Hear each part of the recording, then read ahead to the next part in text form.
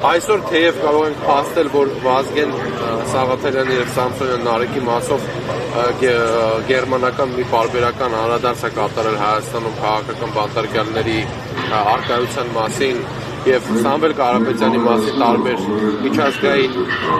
պարբերականներ անդրադարձել են, բայց ըստ էության Հայաստանում գոյություն ունեցող եվրոպական ուրեմն կառույցները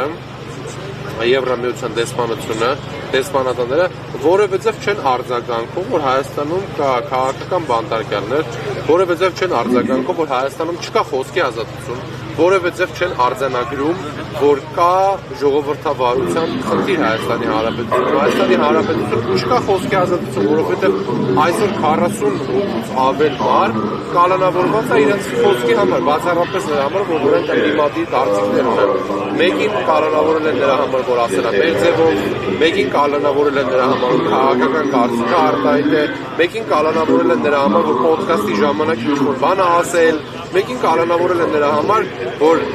փեմբոլ է խաղացել եւ այլն, հասկանում եք, իրենց համար պետքությունը կալանավորելը,